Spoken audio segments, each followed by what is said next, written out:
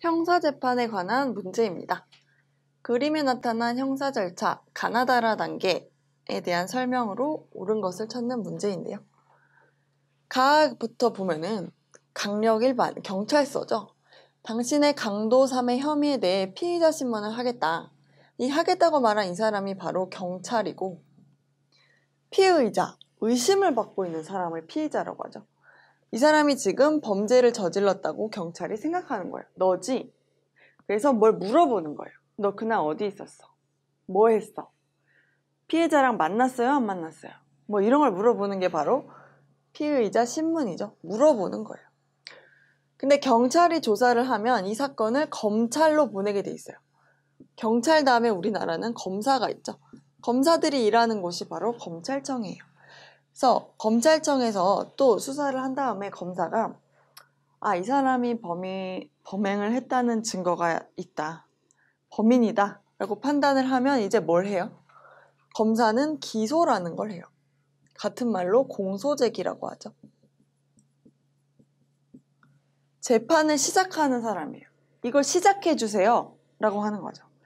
재판을 시작해줘. 그래서 법원에서 재판이 이제 열리죠. 판사가 3명이 나오네요. 재판장, 판사 중에 우두머리가 있고, 배석 판사, 옆에 앉아있는 판사라는 뜻이죠. 판사가 3명이 나왔다는 건 여기가 바로 지방법원 합의부라는 걸 알 수가 있죠.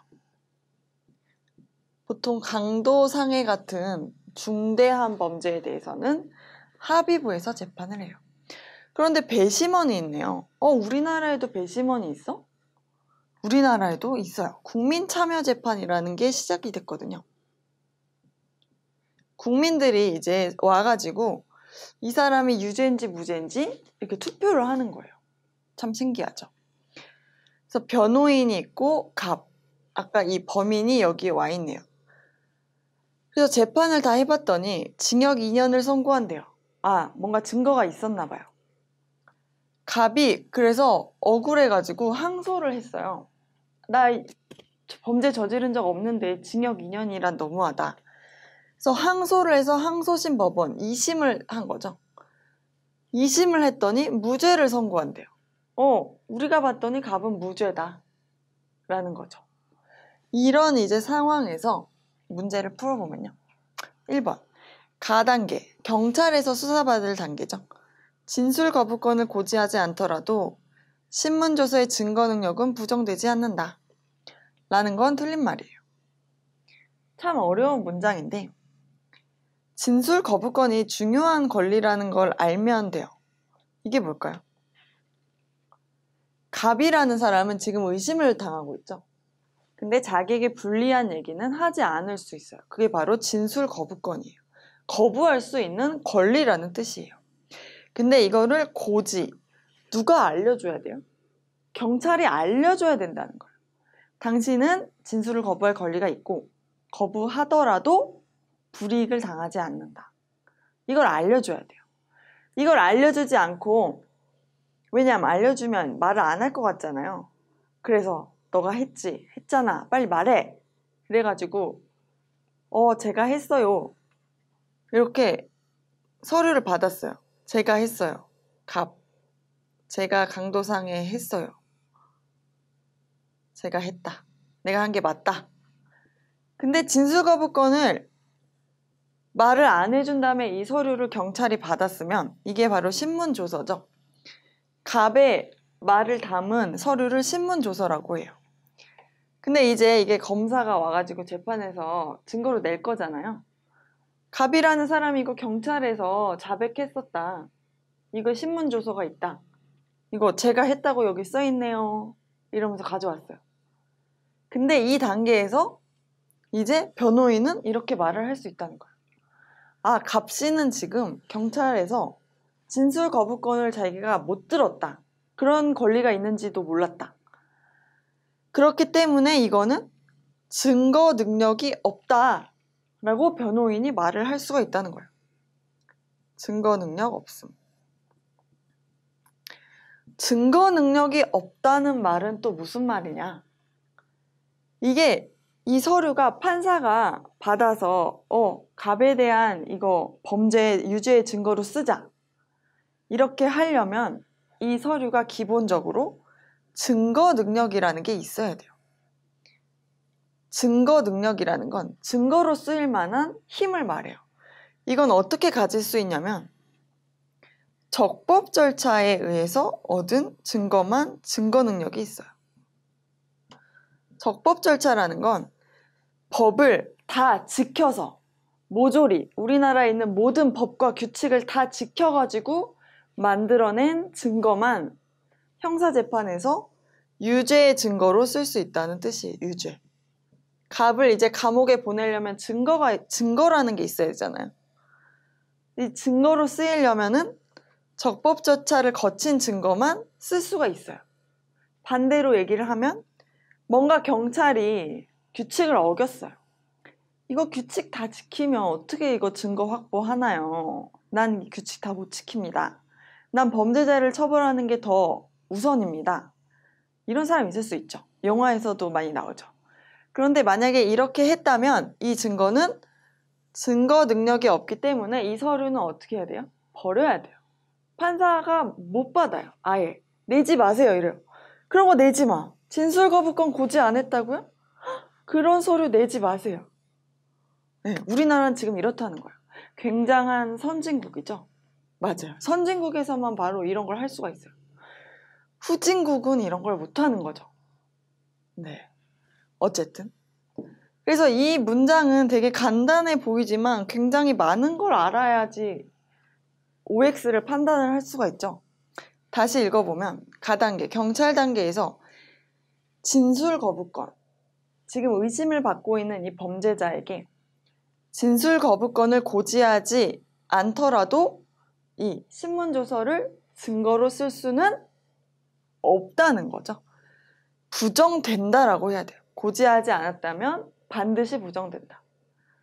반드시 알려줘야 된다는 거죠.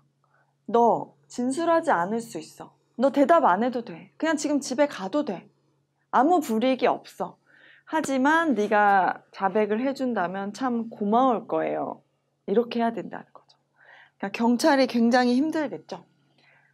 그래서 이런 말로 하는 증거보다는 뭐 CCTV, 지문, DNA 분석 이런 과학적인 증거를 우리가 더 활용을 잘 해줘야 된다는 얘기예요. 어쨌든 1번은 이렇게 넘어가고요. 2번을 볼게요. 나단계, 검사로 왔던 이 나단계죠. 송치, 경찰이 검사로 사건을 보내는 걸 송치라고 해요. 갑은 피의자에서 피고인이 되어 형사재판의 당사자가 된다. 이 말은 틀렸네요. 재판의 당사자가 되는 건 검사가 아까 기소나 공소 제기를 했을 때 재판의 당사자가 되는 거예요. 기소, 공소 제기를 해야 비로소 소송이라는 게 생겨요. 소송이 생겨야 재판의 당사자가 되죠. 재판의 당사자가 돼서 자기가 지금 재판받는 사람을 피고인이라고 해요. 피고인. 그런데 재판을 받기 전 단계에서는 경찰이나 검사 모두 피의자라고 불러요. 아직 의심을 받고 있는 사람이에요. 의심을 받다가 이제 검사에 의해서 범죄를 얘가 저지른 것 같아요 라고 이름을 불린 사람이에요. 바로. 그게 바로 피고인이에요. 그래서 피고인이 되는 건 나에서 이 다로 갈 때 검사가 기소를 하면 피고인이 된다라고 해야 돼요. 그러니까 나 단계에서 경찰이 검찰로 보낸 걸 송치라고 한다 그랬죠. 송치로 인해서 피고인으로 되는 건 아니에요. 그 다음에 3번. 법원의 판결이 배심원 판결과 다른 경우 다 단계의 판결서에는 그 이유가 기재되어야 한다. 맞아요. 배심원들이 다 무죄라고 생각했어요. 얘 무죄 같아. 얘 아닌 것 같아. 그런데 배심원이 무죄라고 했는데 판사가 여기에 꼭 따라야 될 필요는 없다는 거예요.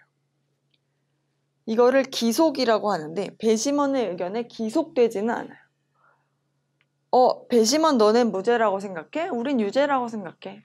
우린 유죄 판결할 거야. 징역 2년을 선고합니다. 유죄니까 얘를 형벌을 주는 거죠.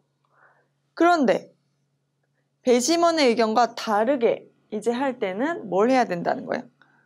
판결서에 이유를 써야 된다는 거예요. 배심원은 무죄라고 했지만 우린 다음과 같은 점에서 유죄라고 본다. 왜?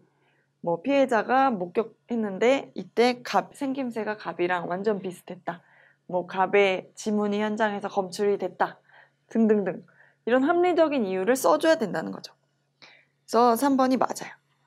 그다음 4번. 라 단계에서 항소법원은 지방법원 본원 합의부 또는 고등법원이다. 만약에 이 그림이 없었다면 없었고 지금 얘가 무슨 재판을 받았는지 모른다면 항소심은 본원 합의부 또는 고등법원에서 해요.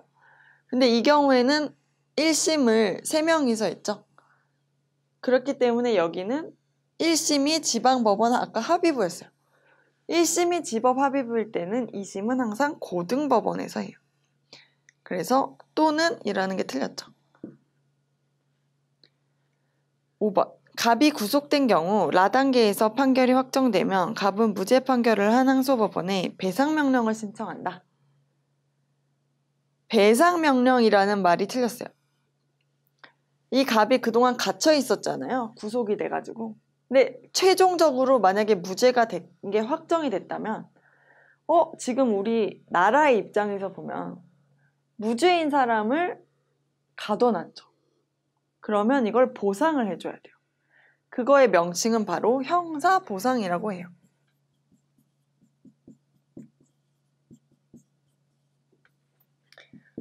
무고한 사람을 우리가 가둬놨으니까 여기에 대해 보상해주겠다라는 거죠. 그래서 이 용어가 되게 중요한데 항소법원에 배상명령을 신청하는 게 아니라 뭘 신청해야 돼요? 형사보상을 신청해야 돼요.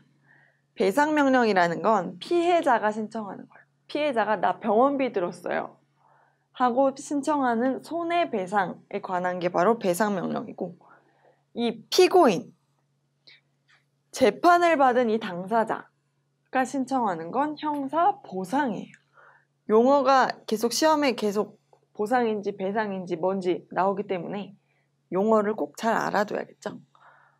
그래서 이 중에 옳은 걸 고르면 정답은 3번이 되겠습니다.